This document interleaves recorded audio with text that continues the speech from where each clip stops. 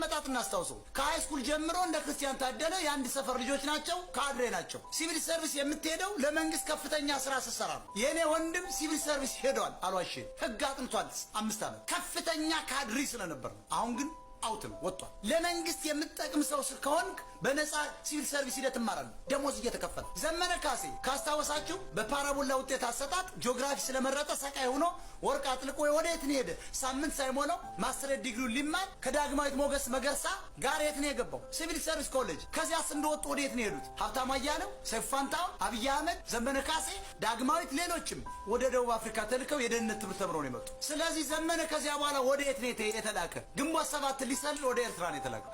ያረ ታልከት እንግዲህ አሁን ጎጃም ይሄን ያውቃል። ግን ለምን እንዋሻለን? ዘመነ አባላቸው ከፍተኛ ካድሬ ነው። ለዚህ ነው የማይገደሉ፣ ለዚህ ነው የተፈታው የሚባሉ። ታሰረ ተፈታ ይባል። አይጅሎ አማራ ደግሞ ልደቱ አያሌው አማራ ክርስቲያን ነው ሲል ከርሞ ይሄ ካድሬ ሐዋስ ይመለሳል ልቡ አልታመመም ብያለሁ። ፈርቶን ኦሮሞችን የመጣ አሁን ይኸውላችሁ እነ ዘመድኩ ሁሉ የተከሰሱት ውሸት ነው። እስቲ እስክንድር ነጋን ከሰሱት። የአማራ ኃይል መሪ ነኝ ብሏል። የት አልተከሰሰም። እስክንድር ከነ አብይ አህመድ አምልጦ ይመስላል። ዘመድኩ ማን ነው? ዘመነ ካሴ ከነሱ አምልጦ ይመስላል። ጅላችን እንዴት ናት? ብአዴን እኮ ነው እዚያ ጋር ወጣቱ ያዘው አሰልቀቀው ተባለ። ብአዴን እኮ አለ አገሪቱ ላይ ልዩ ኃይል አለው። የት እንዳለ እኮ እስክንድር ይታወቃል። አውቆ እያታለለው